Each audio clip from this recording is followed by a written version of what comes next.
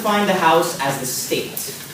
Usually in status quo in many countries, you have several schools or religious institutions teaching their children that their religious institution completely overpowers and is more supreme than the state. We on Open Government are not for this.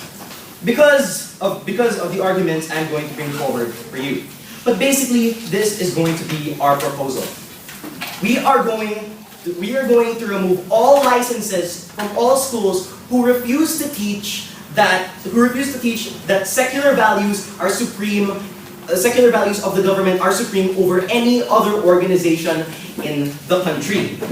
So what we're going to do is we're going to remove the license of the schools to do this, and we will not grant any license to any school that does not agree with this setup. But I'm going to be clear. We are not against discourse against these governments. We're not against discourse. We're not against going against these supreme governments. We're just against the rhetoric that these schools use to teach their values. Would you like a clarification? If you're not okay with the fact that religions say that religions are better than the state, why are you okay with states saying that they are better than religion? Well, here's the thing.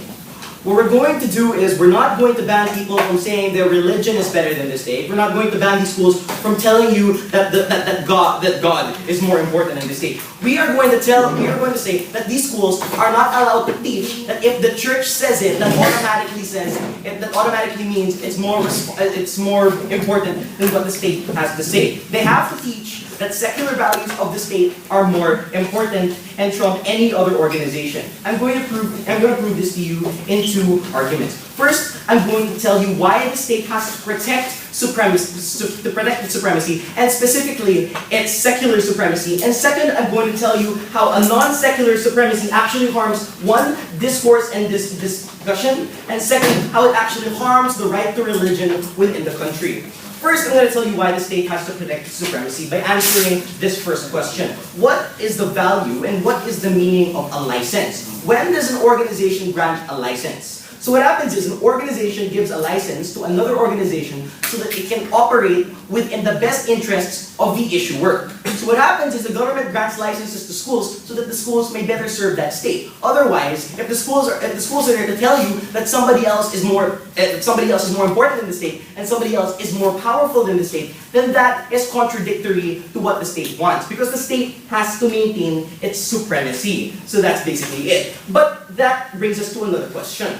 Why secular supremacy? Why is it that the state has to defend this specific type? Two answers for that. First answer, we live in an earthly world here. And when you have something that is secular, and when you have something that is religious in nature, you have things dealing with things from a divine world. You have values coming from a divine world, values from a philosophical world that cannot be separated from these ideas. In a secular ideology, you only deal with the physical world. You only deal with earthly matters, and that is why secular supremacy. That's why secular supremacy is how it should be run. A second question, I'm going to tell you now. The other reason is why.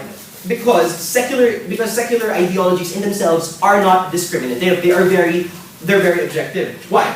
So what happens here is, when you have a religion, that religion's values only correspond to the values of the church. For example, take Catholicism for an example. They only correspond to the values of one group of people. But when you look at secular values, for example, when you have a democratic state, the state aims to please every person within the state, and they aim to go for values that benefit everyone in the state. Unlike in religions, when they only make decisions based on the values of what that organization says, and that organization uses their certain things. So basically, it's not discriminative.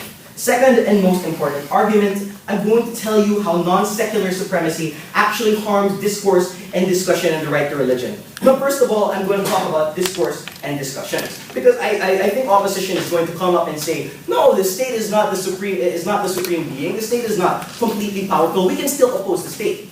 That is true. You can still oppose the state. But how do these religious institutions teach you to oppose the state? Because basically, when you have a school that teaches religious things, usually what they're going to tell you is the church is above all. If you don't listen to the church, you're going to go to jail. You're going to go to hell. So what what happens is these people begin to believe these things, and they begin to believe that the church's values trump the state. Now, what happens when this goes on? When the state makes something that they think is going to benefit everyone, sit down, is going to benefit everyone, and it's against the values of these religious institutions, they will go against it simply because it is against the value of the religious institution. I'm going to use an example. In the Philippines, you can't even get reproductive health. You can't do that because the state decided, you know what, AIDS is spreading. People are dying, the country is overpopulated. We need more sex education, we need more reproductive health. What did the Catholic Church say? The Catholic Church sit down, the Catholic Church naturally said condoms are bad, and condoms are bad, and the inhibition of sexual reproduction is wrong. So basically what happened is wrong. Basically what happened, that is only the belief of certain individuals in the country. And all those individuals started going against the state. Sit down. But what happened? They didn't reason with the state. They didn't engage in discourse with the state. They simply said the state was wrong because our bishops were right. What happens is it leads them to a certain blind devotion, and they're not open to discussion. They simply say that their religion is right, and they don't discuss these things with the state. So basically what happens is it makes these people think they have the right to impose their religion's values on other people under the state. That's why, again, from where I come from, the Philippines, even the senators use religion as an excuse to impose their own values on people who don't follow their religion. So what happens is, you harm the values of people who don't follow that religion, because in a democratic society, you make these people think that their religion is more important than everybody else. Because basically, a secular state is a state that stands for everybody. A religious institution is something that only stands for the values of its own followers. Never mind the people who do not agree with them, never mind the people who believe in different values, and never mind the people who think that contraception is a good thing. Now, second, I'm going to tell you about how it harms the decision-making process. Again, you're against discourse, and if you can't make a decision and you can't discuss things, because there are several senators and several people educated by these institutions who think that their church is higher than everyone, they don't reach a compromise because they really think that theirs is supreme, and they don't come to a compromise. If you're for the freedom of religion, if you're for proper discourse, and if you're for cooperation with the state, go with side Ateneo.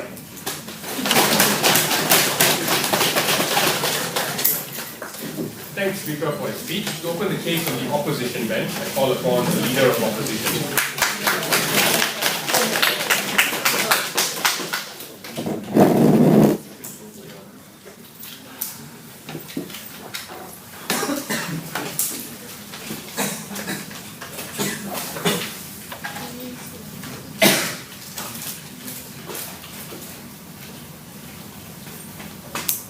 Mr. Speaker, opening opposition is willing to concede that the religious values do have some problems. However, Mr. Speaker, we think it is unjustifiable for society to say that religious values are therefore less valuable than the secular values which are permeated by society in the current paradigm. And to this extent, we are very proud to stand on the opposition of today's debate. First, we're going to bring three things from the opening for opposition. Firstly, we're going to be talking to you about secularism. Secondly, we're going to be talking to you about the purpose of religious schools. Thirdly, we're going to be talking to you about how this is going to exclude religion from the society, how this is actually counterproductive towards the discourse. But before that, several points of rebuttal, right? Firstly, Mr. Speaker, they never really told us why we should champion secularism, right? Because we said in the points of information, if it's not okay for religion to say that religion is better than the state, why is it okay for state to say they are better than religion? We got no engagement on that account, so we can't really say that the values that secularism champions is actually better than the religious values which have been championed in the status quo, right? Then they tell you, no thank you, about how secularism is good because it's not discriminatory. Mr. Speaker, we argue on our side of the house that is the current paradigm of secularism, right? Where secularism doesn't champion itself to be the supreme moral value, which it does in their current paradigm when they say that it's better than religious values, right? The reason why secularism is non-discriminatory in the current paradigm is precisely because it doesn't say Islam is worse than secularism or Catholicism is worse than secularism. It says secularism is about including Catholicism and Islam in equal debates and treating them on an equal footing without creating moral judgment, right? We think that their version of secularism secularism, which is championed under their model, says that secularism is therefore superior to other notions, and it actually becomes discriminatory under their paradigm. We don't think therefore it's not discriminatory. Thirdly, they talk about how these religions are intolerant towards society because they get rid of harms which benefit everybody. We say that is not true, right? Religions are able to make compromises. They might come slower than others because their ideals are more dogmatic, but it doesn't mean that their intolerance persists, right? When Pope Benedict XVI accepted the use of condoms among the Catholic Church, that showed a compromise on behalf of the Christian religion itself, because they agreed with the state that teen pregnancy was a far worse thing than having sex with contraceptives. No, thank you. Right, so we think, and also like a lot of states in the status quo are actually legalizing gay marriage in spite of Catholic opposition, right? So we think that religions are, and like Protestant churches allow gay bishops into their clergy, right? We think that religions are able to make progress. It might be slower than other organizations. That's not to say that this intolerance doesn't happen. No, thank you. No, thank you. So what do we tell you on our side of the house, right? Firstly, we tell you, Mr. Speaker, that religions are not as intolerant as the opening or proposition would have you believe, right? There are plenty of religious schools out there which actually teaches religious education in their curriculum and says, look, there is Islam, there is Catholicism, and you have to respect them being tolerant, right? In the Quran, it actually says that people have different faiths, and you have to reflect them on these kind of different faiths and be tolerant towards that, right? We think that religion is not as intolerant and dogmatic as the proposition will have you believe that they are unable to make compromises. We accept on our side of the house that they are dogmatic to a certain extent. We don't think that it's to an extent that secularism must be championed. And I'll take closing. If a school is not okay with teaching sex ed for religious reasons, will you force the school to adopt it in its curriculum? Why or why not? I'm sorry? If a school is not okay with teaching sex ed for religious reasons, will you force it to adopt it in its curriculum? Why or why not?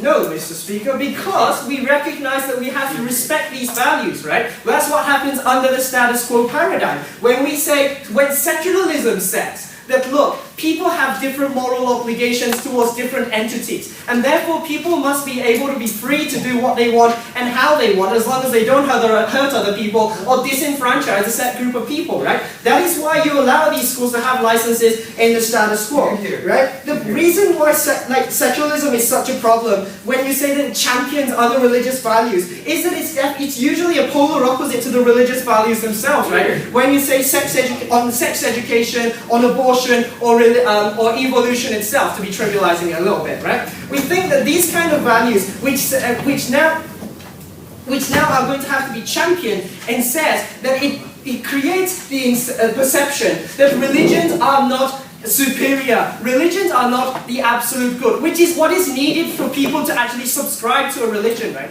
Opening proposition has already conceded that religion relies on the presumption that there is a divine being telling you what to do, and you obey that because you believe it is in your moral judgment and moral obligation to do so, and doing so you fulfill the good life and you go to heaven afterwards, right? Religion relies on supremacy in order for it to exist. We say that this is Ross on their side of the house. When you say that religions, we have to champion another set of values different to the God that they believe in, Mr. Speaker. We think that secularism in the status quo, which actually encourages religion to be tolerant, which actually encourages religious discourse, is a more optimum version of secularism. And when you say that secularism is a better value than another religion or another set of values, we think it actually destroys the entire principle and leads to exclusion of religion from the public sphere, right? Because religious schools actually try and entrench you to follow a set of values, to follow the good life. And we think that not being able to do that, because they say that there is a higher being out there, means that you lead to the exclusion of religion from the entire community, right? No, thank you. What do we mean by that? Mr. Speaker, we've already told you that religion is not just about religious zealots, right? It's also about religious moderates, people who are able to tolerate other religions, and people who have different degrees of belief inside their religion, right? But they all rely on the principle that there has to be a supreme being out there telling you what to do in order to subscribe to the whole idea of religion. We say that when you champion secularism above these religious values, you automatically lose any discourse about the degrees of belief in religion, because you automatically say that religion is a bad thing and secularism is a good good thing, right? We say it cuts off discourse because even moderates are now disempowered by taking this proposal, right? They follow in the same footsteps. They have different degrees of belief, but they are offended to the same degree when a state comes up to you and says, look, there's another higher being, it's called the state, it's called President Obama, and we have to subscribe to him. We think that that is fundamentally a problem on our side. What has opening opposition told you? We've told you that religion is not as intolerant as they think. We told you that secularism under their paradigm becomes just as discriminatory as religion. We also told you that because religion relies on the belief of a supreme being, getting rid of that paradigm would lead to exclusion from the religious community. We are very proud to oppose. Thank the Speaker for his speech. To continue the case on the government bench, I call upon the Deputy Prime Minister. Mr. Speaker, we will concede from opening government that there are values that are in line with the state that religion also has. But they have to concede on their side of the house that there are also values that are diametrically opposed to the state. And we've proven to you that the state's value overrides that, simply because you can prove it in the real world scientifically. While their side of the house, some diametrically opposed values cannot be proven, and they're infallible, and you can find them in the divine world. So before you can prove the validity, the truth of all of their values, you have to die first and say, and go up to your soul, okay, are those values even important to begin with? We don't like that kind of world, ladies and gentlemen. That's why I'll talk to you about a few cases. 1, how our side of the house leads to a safer society. 2, how the validity of those diametrically opposed values ends in the real world, the earthly world, the material world. 3, I'll talk to you about the believers. What about the believers? They question. You discriminate them, you force them to go away. 4th, I'll talk to you about the freedoms of religion and organization, how we respect it more on our side. 5th, I'll talk to you about other spaces, where the state is not there, the religion is not there, and how you prevent and correct bad behaviors coming from the bad believers they have in their side of the house. Firstly, let's rebut them. Their entire case was about this. Religion is bad because it's discriminatory. And how did they justify the discriminatory? Well, there's a difference between the state value and the churchly value. We agree, and that's neutral, and that's the debate, ladies and gentlemen. What's so bad about diametrically opposing values? They never really proven to us why the state's value of being secular is, ladies and gentlemen, so bad at all. They went circular and say it's bad because it's different from the church. Why would it accept that kind? We don't think we should accept that kind, ladies and gentlemen, of characterization. But we think states or church, or the state rather, is not discriminatory. Why?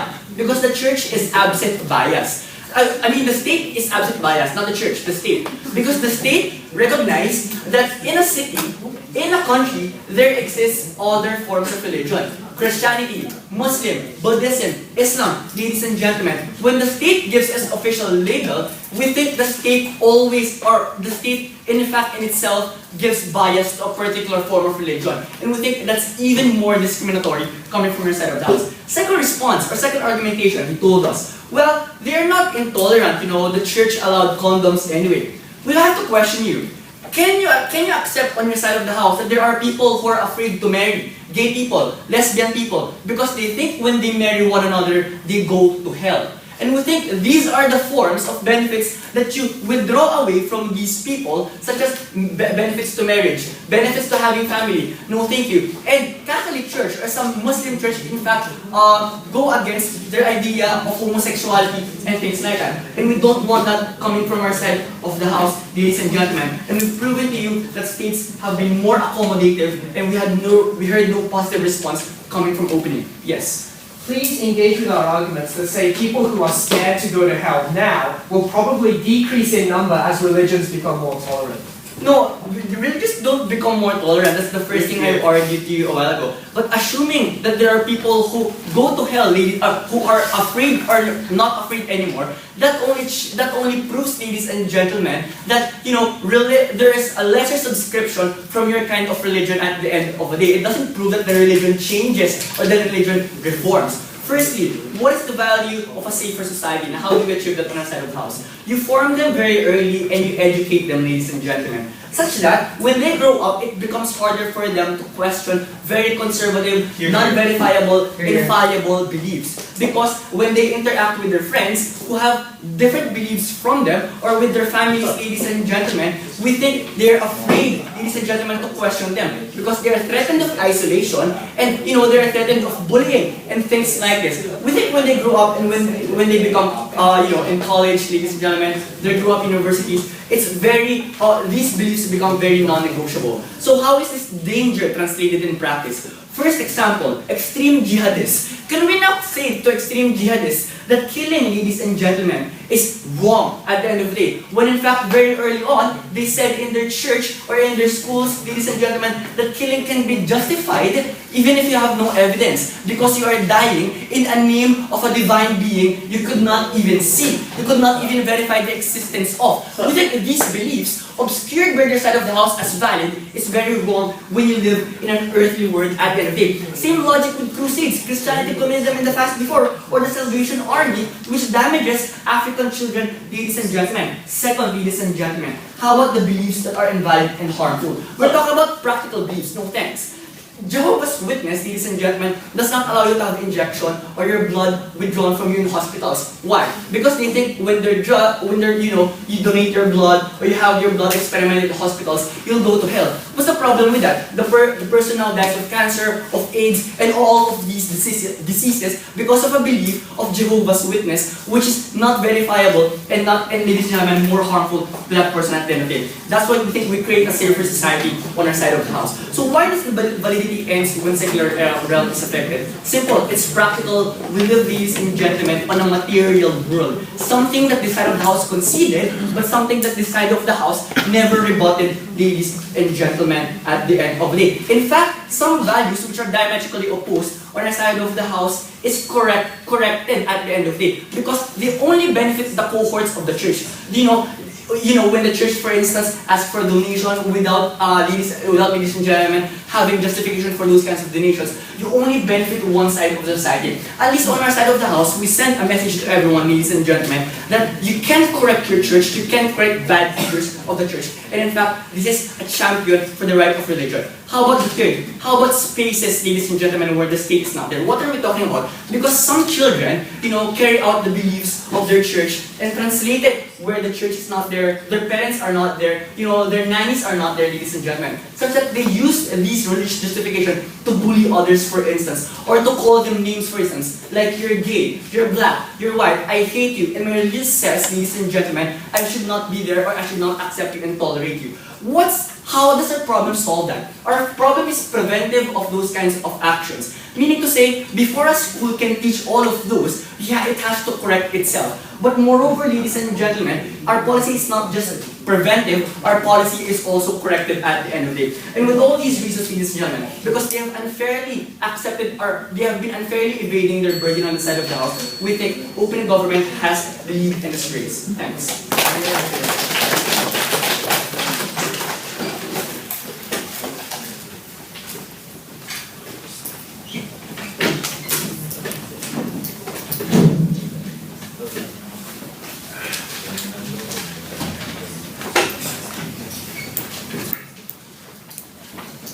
Thanks, Speaker, for his speech. We call upon the Deputy Leader of Opposition to continue to take the opposition bench.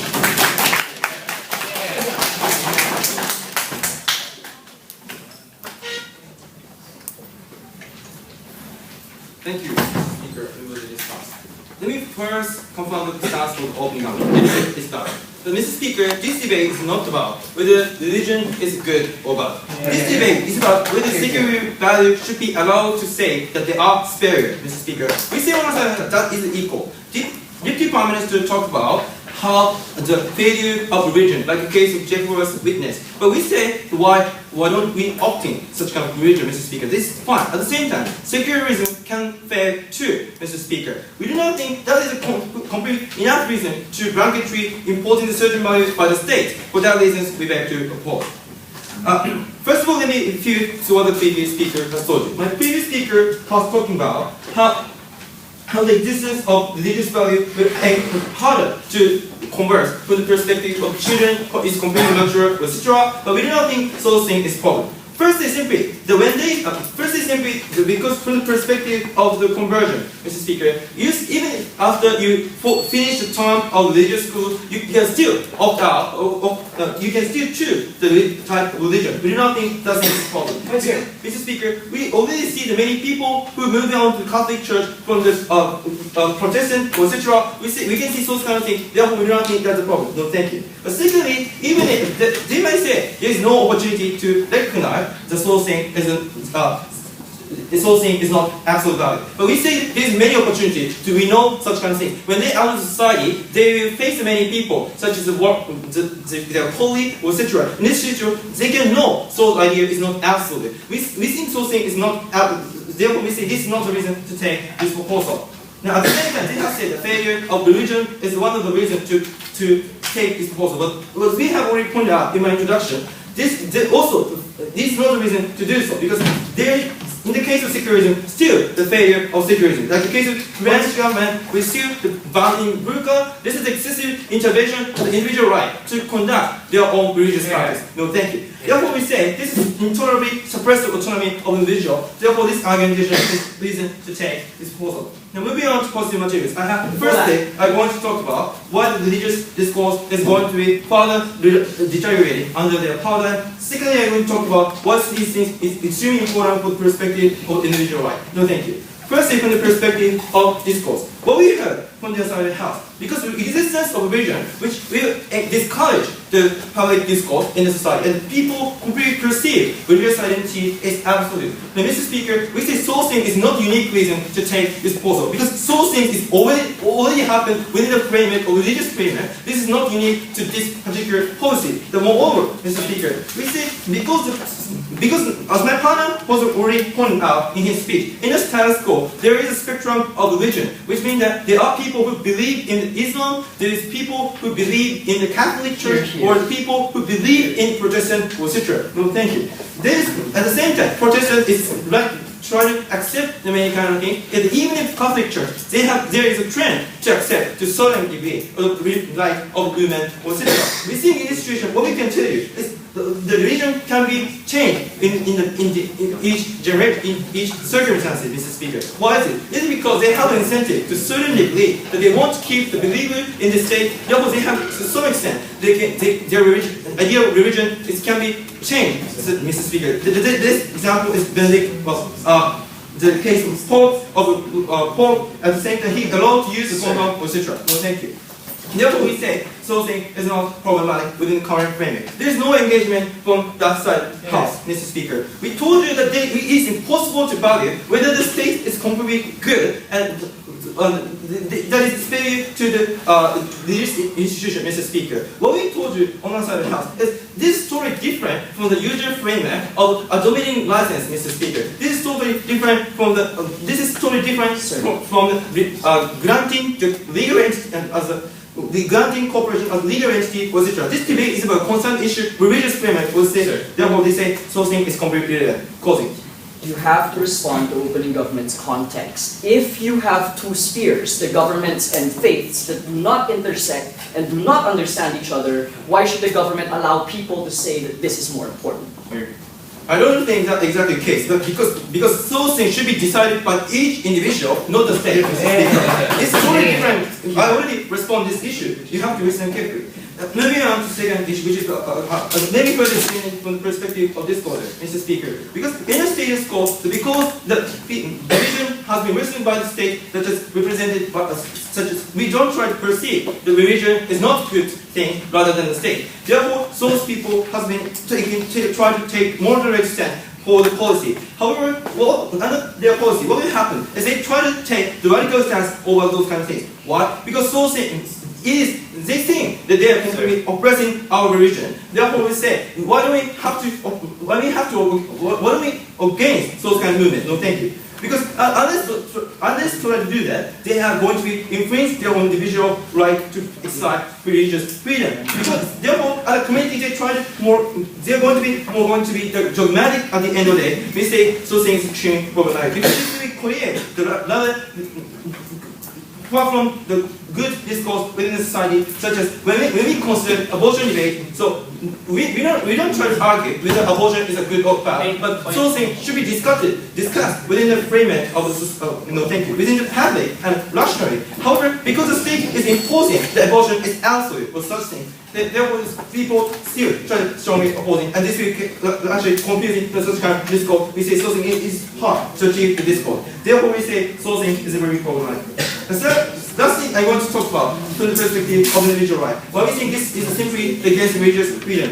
Mr. Speaker, what kind of religious freedom we're going to be infringed under their policy? It's parental right to teach children as they want. We think we have to respect the parents due to three reasons. Firstly, because simply the parent pays a certain degree of the faith of the children. The secondly, from perspective, the parent is best actor to consider the future of the children because they are closer actor. The thirdly, because they have an incentive to raise up the children in a proper way because they have devotion to a certain degree. Why is this especially problematic from the perspective of infringement of religious freedom? Because this will create a double standard within the school, Mr. Speaker. Because one side, the religion said, our idea is absolute, but on the other hand, they say the source thing is absolute. Because of those kind of double standard, they can believe in the source kind of religion. We say source thing is problematic because this will just try to impose the certain morality of the state. For that reason, we may actually oppose.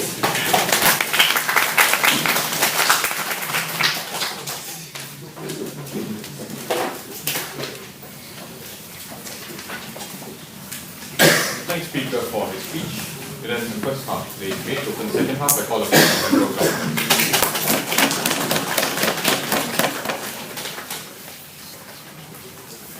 Two arguments from Member of Government. First, I'm going to show you that the state has an inherent responsibility to protect your freedom of religion, and how a structure that allows parents to send you to religious schools stops you from making an active choice to convert out, or stops you from defending an informed choice to stay in.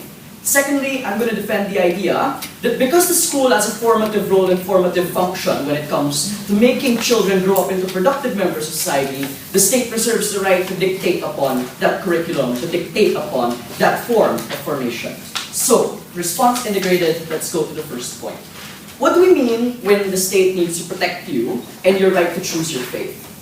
What we characterize is, in the most relevant context of this debate, you have families which are inherently Catholic. When you're born, or Muslim, when you're born, you are born to a Catholic bubble. When you're sent to school, you're sent to another Catholic bubble. And in that context, you never really have the opportunity to determine whether or not you like being in that faith, because it's conditioned and normalized for you that this is the most appropriate, this is the most convenient, and this is the most apt form and lifestyle for you.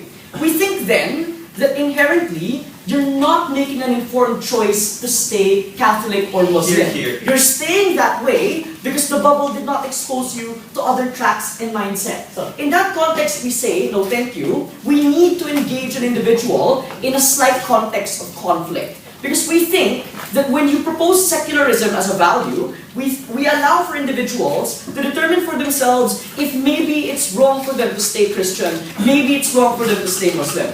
Here I'm going to characterize two scenarios. First, what if you change your mind because your school is then forced to inform you that secularism or a tolerance and plurality of religion is more important? That's something we celebrate because that's a free choice for you to convert out. That's an exercise of your own free will after being exposed to other information and other options that you might not belong to that religion. Conversely, if after being exposed to secularism, you're still staunch with your faith to be Christian, or still staunch with your faith to be Muslim, that's your free choice to stay in your religion and to defend what was originally given you. Both of these scenarios have exclusively the idea that the state equips you with the ability to opt out. But if you allow for the teaching of a supreme sectarian value, a supreme non-secular value, schools then preserve the right to keep you in that bubble. If you analyze, religion only has a value if you voluntarily opt into it. And we think that the moment religion acts as a coercive mechanism, because of this bubble that we've painted out for you, then religion loses its value of actualization. You're only happy because people conditioned you to be happy. Why is this exclusive with the context of secularism? It's because secularism teaches individuals that there is no abstract idea that's more important than tolerance and plurality. Here, No, thank here. you. This is why the point information was incredibly important. When they characterize the idea that we exist in two spheres, a sphere that is untouchable by the tangible and a sphere that is ununderstandable by the intangible, you then have a conflict that cannot be resolved through reason and logic. You can't debate it. You can't talk about it because faith and government doesn't understand each other. What you need to do is draw a compromise. And in here, we have to weigh which policy, no thank you, best accommodates for that ability to convert out of that religion, to stay in that religion if you wish for it, or to allow for people to understand that there are other members of society that don't believe in the same things you believe in. In that context, we say secularism allows for individuals to feel that they're a member of a bigger picture. Here I'm going to rebut the idea coming from second speaker. He said that you need to protect the faith of an individual because people have a choice to be Christian, people have a choice to be Muslim. We don't really remove that in the status quo by intervening in schools. We don't tell individuals, we don't force individuals to become secular or to convert out of their faith. What we're doing is allowing individuals to put their faith into question. We're engaging the choice. We're engaging the choice to stay or the choice to go. And in that context, if you do opt out, that's not the state telling you, forcing you to opt out. That's you looking at other variables, no thank you, that could have made you opt out and take that choice upon yourself. Why is that so much better? It's because in the precluding scenario, what you have are people staying Christian, but they don't understand why they stay Christian. Conversely, staying Muslim and they don't understand why they stay Muslim. If you want to protect that individual choice, that's better done in a context where you profess the supremacy of secularism, where there is no absolute, unquestionable value which faith initially defends. But at 6 minutes 37, Deputy said it's about parental rights as well. This is very funny, right? He says that parents have a right to teach you and to choose the kind of formation you should go through. We concede. But that's only under the assumption that the state passes value on it. That's why schools are moderated in terms of curriculum, because the state decides what's the most appropriate science, what's appropriate math, and what's appropriate structuring of schools and leveling. There is no absolute autonomy when it comes to educational institutions. I don't expect that this is a big issue in this debate. Go ahead. Isn't that the status quo paradigm, when religions are able to rationally discourse, right? Because we don't discriminate against society by championing a set of values that says that they are superior to religion. But you yourself said in your speech that you have a diametric opposition, where faiths are inherently exclusivist. They profess that other faiths are not correct, and you cannot accommodate them within your rational state of mind. So you say that you're rational and you say you have free choice, but then conversely, you also say there's only one correct choice. That's not real option, ladies and gentlemen. But that brings me to the second argument, the formative nature and role of the school. What you have in the context of society is something called the ideological state apparatus. The state reserves the right to breed individuals in an environment that's most conducive towards being productive in society. We see the examples of Turkey, where secularism is put at a high value because we want religious tolerance to happen. But what happens when you condition individuals in an environment of that same bubble, where they're exposed to people who are only Catholic and they're exposed to no adversity to their faith? When they meet other individuals that don't subscribe to the same religion, inherently they don't automatically understand each other. And at worst, you're forwarding discrimination. At best, maybe you're decreasing tolerance. But what we suggest is you're also working under a democratic framework, where individuals allow and disallow other individuals according to their state of beliefs. That's why it's so hard to legalize gay marriage in the United States, because you have people, through entitlement, asserting that their mindset should be followed by everyone else around them. If you prevent schools from professing that sectarian ideologies are more important than secular ideologies, you decrease the propensities of this entitlement from occurring, and we think that's a good thing. This debate is a debate about the state's strategy in helping our citizens after childhood. And we think that in that context, it's better when we tell everyone that the state knows best. Thank you very much. Thank you, Speaker, for the speech. Continue the case on the opposition bench and call upon the member of opposition.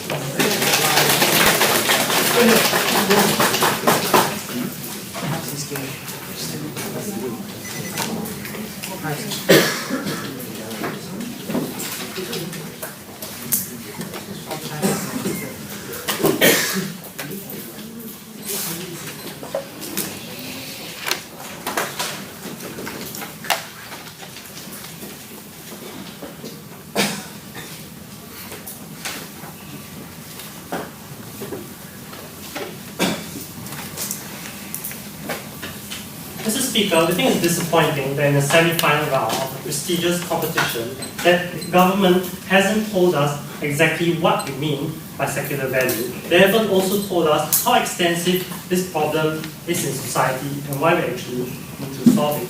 We also haven't been told why they need to have this kind of preemptive measure to ensure that they can change the minds of people first, right, as opposed to dealing with the issue when it actually happens.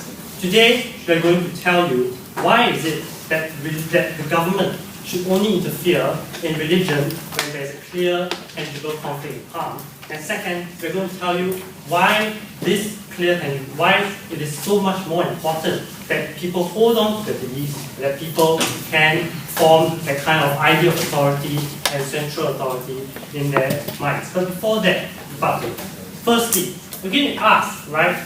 They say that there's a harm. We haven't really heard what exactly this harm is. A harm that says that you are more stupid because you don't follow my religion is not a clear, tangible harm that happens in society. Sorry, right? And in the status quo, Mr. Speaker, we have multiracial societies. We have societies that have people with many different religions. We don't see that these religions have actually managed to impose themselves on any other religion. We also see there has been a clear ability for these religions to be able to coexist even though they have mutually exclusive beliefs. Because we say that there's a clear distinction here, Mr. Speaker, between spiritual authority and social authority, which is something that we'll deal with in our extension. Second, they say that we cannot oppose the state, right? Because the church is above all. We say, firstly, that the church might be dogmatic, but the views are not immutable, right? 400 years ago, the church took part in the Crusades. Today, we don't really see many crusades, even though I might whack some person just because I'm a Christian. But that's a different problem, right? More than that, we say that the next rebuttal is that they say that there's a fear of the people, right? We say that you're replacing one kind of fear with another kind of fear. Now, you are saying that, you know what, your religion is not good enough. Your religion is invalid, and that you as a person are not part of society in the way that we want it to be. We think that that is essentially harmful. Finally, right, dealing with closing houses, dealing with the closing house argument. They say that there's no opportunity to have faith, right? We say that the characterization from closing house is misleading. Because what he's actually trying to say is more an idea of exposure. He's not actually trying to tell us why is it so important for it to be supreme. Why are you allowed to debase the religion? Why are you allowed to make the religion below the state when it is so essential and so important to the people? Final point, is this idea that there's this ideological state of character. We say that that is fine, right? The state can choose to teach you math and science, but when it comes to the deep spiritual aspect about your life, about the way they view the world, about the way that you view morals in society, we think that that is something that the state cannot interfere with. So moving on to the extension. So closing house says that there is this dichotomy between the state and the individual. We say that that is inherently misleading, Mr. Speaker, because the real state that you see now is that we have a multiracial society, multicultural society with many religions, and the state, right, overseeing it. And how does the state oversee these religions? We say that this state only happens when there's a real conflict that occurs. For example, if a Muslim and a Christian hate each other because they believe that the gods are different, right? Even though some people believe that they are same, right? But the key here is that the state shouldn't interfere in this kind of spiritual conflict, because that is something that happens in their religious discourse and not actually in society. The only problem that occurs is when the state comes in and manages when there's a problem of direct conflict, when there's a problem where politics is directly affected by religion. We say that we say that when this actually occurs, then the government can step in and say that let me deal with this. Right? The government is able to say that, for example, through issues of representation, through issues of discourse, through issues of dialogue, then we can say that the government can say that even though you have this mutually exclusive views, you can still live together, right?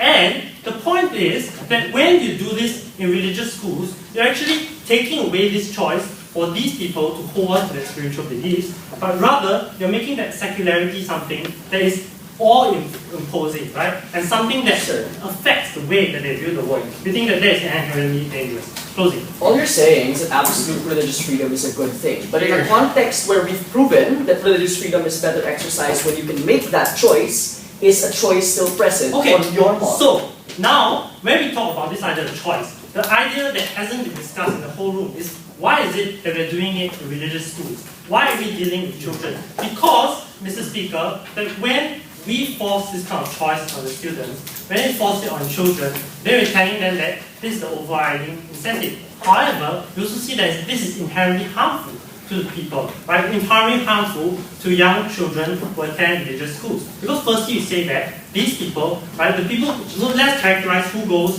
to religious schools, right? It is young children who are probably in religious families, right? And when you are told that your religion is not the best, your religion is just another belief which can replace with any other, then the kids have a very strong cognitive dissonance, right? Because they are taught at home that you respect authority. There's cognitive dissonance in community. Because community, Mr. Speaker, is what is key to the core identity of the individual. It becomes a proxy for the idea of authority. And because as young children, there's a strong need for that kind of clear sense of authority, that is why we allow them to undergo this kind of education, to learn values, to learn morals, to understand the way of life in society, to understand that there's a certain way of doing things. I think that is essential and core to an individual when he's growing up. I think that when parents have chosen to bring their children, to send their children to these schools, I think that is essentially very important. For example, Mr. Speaker, look at schools in Xinjiang. Okay? Young children are forced to drink water during the Ramadan, right? In the idea of it's safe for you. And what do they go back and tell their parents, Mr. Speaker? Do they tell the parents that I've sinned against Allah, I've gone against the core of my identity, I've gone against the very core practices that are key to my idea. So, at the heart of this is that society and stability of identity is important. We need to protect the rights of young children, we need to protect the community, and we need to get rid of the harms that our government presents to you. For all these reasons, we are very proud to support. Thank you, Speaker, for his speech, and for the final speech from the government bench, I call upon the government whip.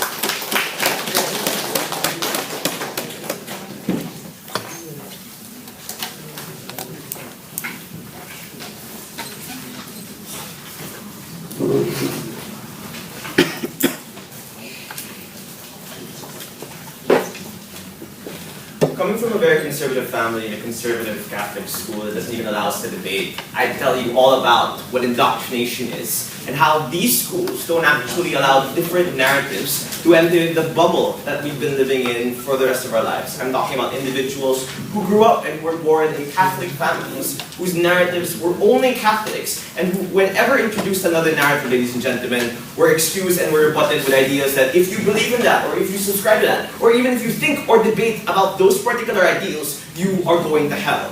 That is the type of indoctrination, Mr. Chair, that we don't want. That is the type of style, and that is the type of religious schools that they're willing to defend, and that leads to more intolerable societies in the long run. There are 2 points of deconstruction I'd like to give in this speech. The first question I'd like to ask is, does the state have legitimacy with regards to implementing this policy? And the second question I'd like to ask is, where do we get more tolerable societies? Let's talk about the first idea. Does the state have legitimacy to do this? Because apparently there's a big mischaracterization given us by the entire opposition bench. Because they've mischaracterized what we mean by teaching secular values, right?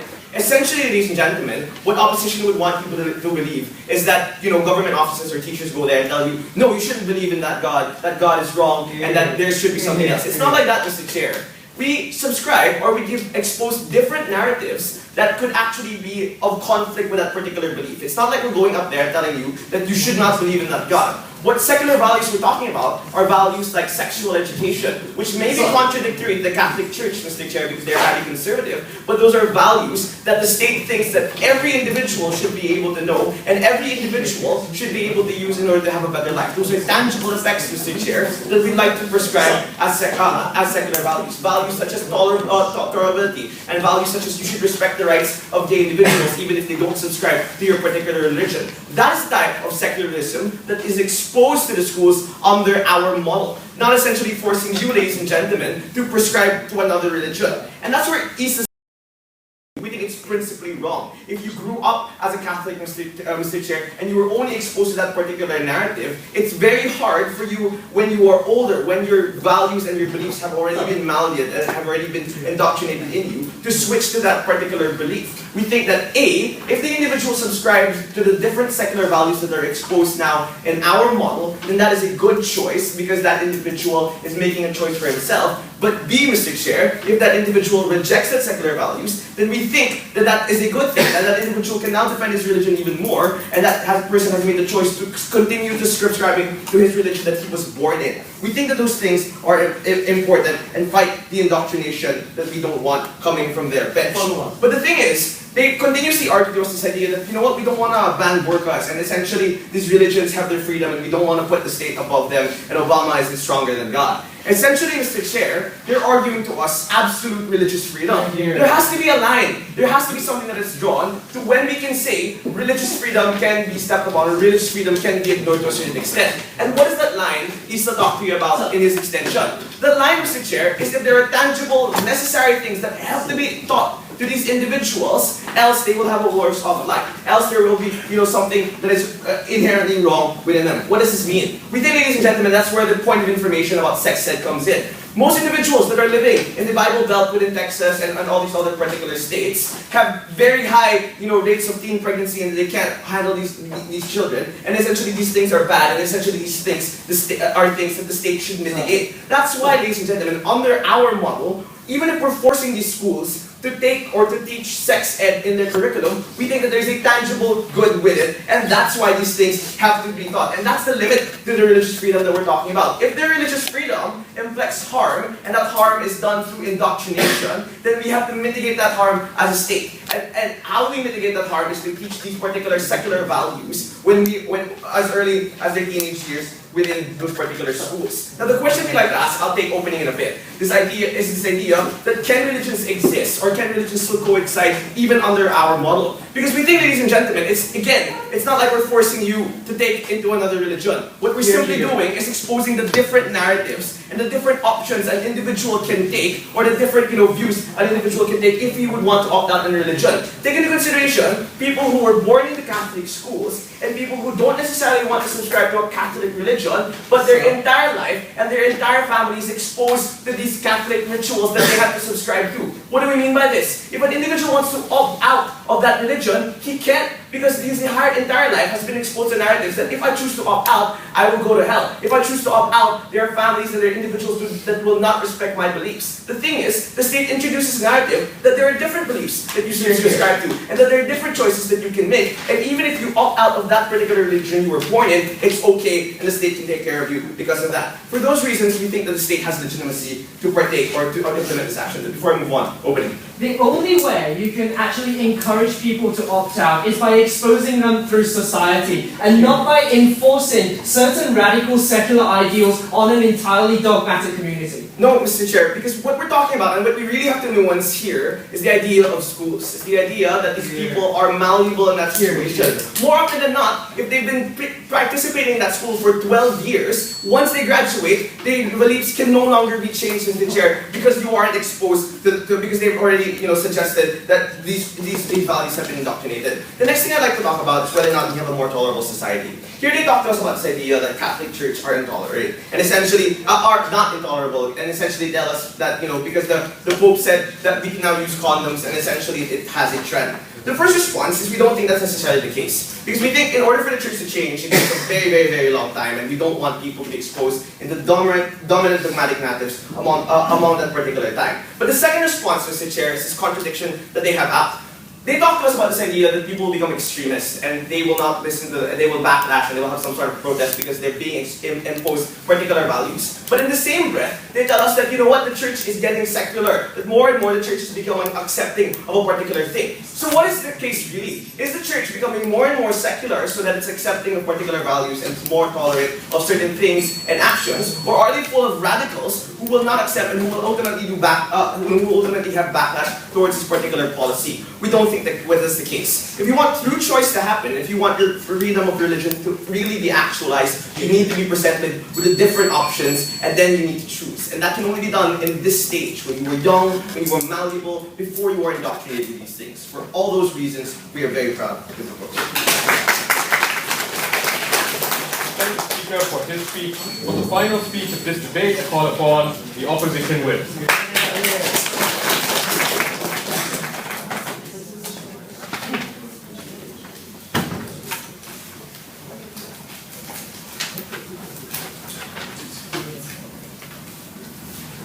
Speaker, sir, side-closing government trying to characterize children as a malleable group that once you indoctrinate a kind of ideal onto them, 12 years later they'll never break up from that. Coming from a very conservative CG whip, I felt that speech was very non-conservative in its nature. So that inherently proves our point that we're trying to make this entire time. That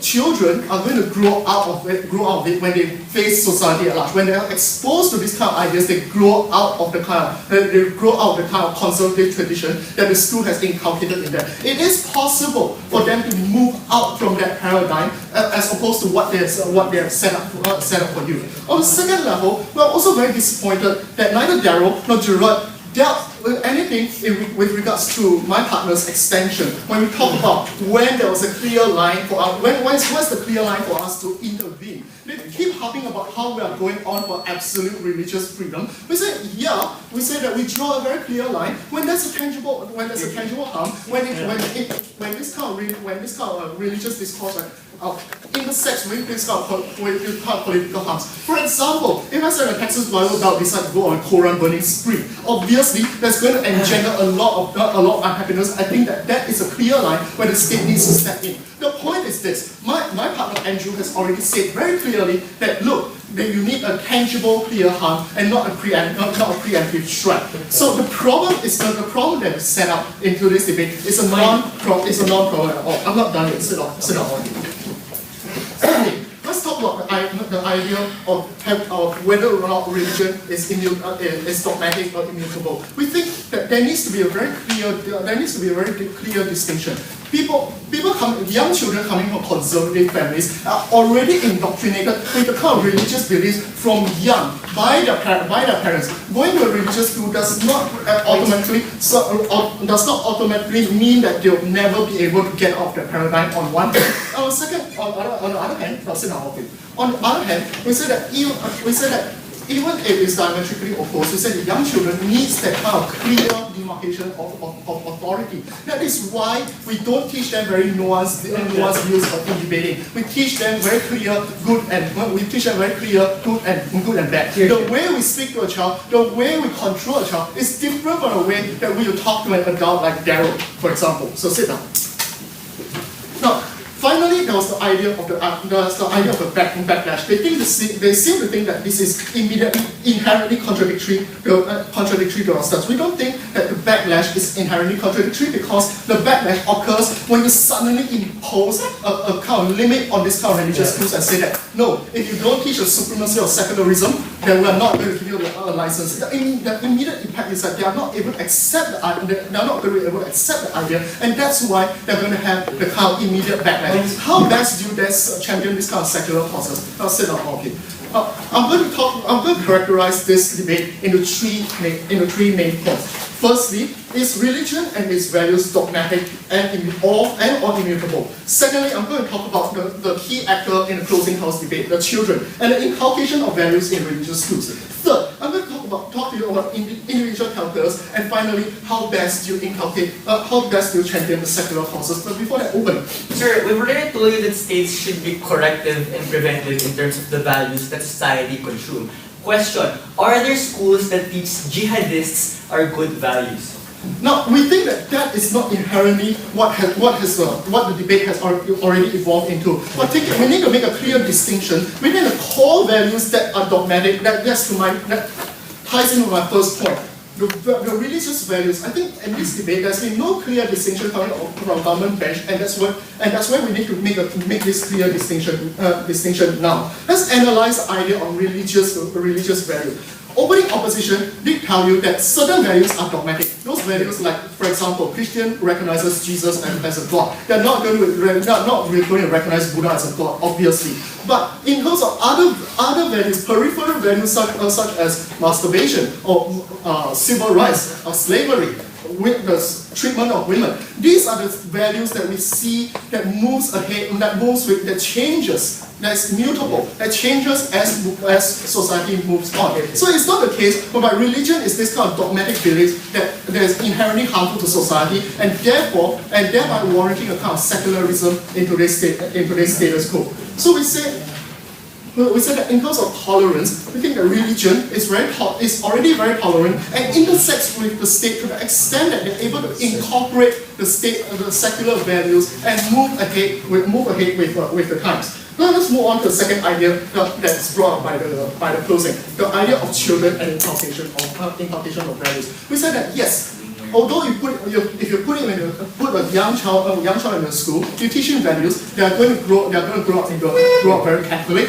But that does not mean that it's impossible. That does not mean that it's impossible for people to move out of it. If you are staunchly Catholic, the values of Catholicism is inherent in your identity. So we think that the individual calculus should be such that the identity needs to be defined by you. When you go out to society at large, when you see all these non-Catholic friends and how much they enjoy rubber, then we say that yes, we're going to allow then yes, if I feel that I don't believe in Catholicism anymore, I move out of it. So we don't see the kind of problem that's inherent in government's setup when they talk about the idea of how we need to champion secularism by making it the top priority of religious schools and forcing religion to teach the kind of secularism. So how best to champion secular causes? So from the opening opposition, they already talked to you about the idea that secularism is an underdog that doesn't need active championing. But from the closing side of the house, we take the debate by telling you where exactly is the harm, or where exactly is the line that needs to be drawn. The thing is that you need to draw a very tangible, clear harm that none of them has responded to. So, sit down. So on this point, we already take the debate. And on second point, we talk about the idea of religion and the idea of religious values and how bad and whether or not the problem is so serious that you need to check this secularism. And we told you that clearly no, because people still have the mobility, still have the choice to move out of that religion if they choose to later in life. So finally, we think that children and the inculcation of values and the diametric opposition is very important. And when they stop being children and they're able to take in the nuanced views of the larger society at large, they can then make that decision for themselves. With that, we're very proud to propose.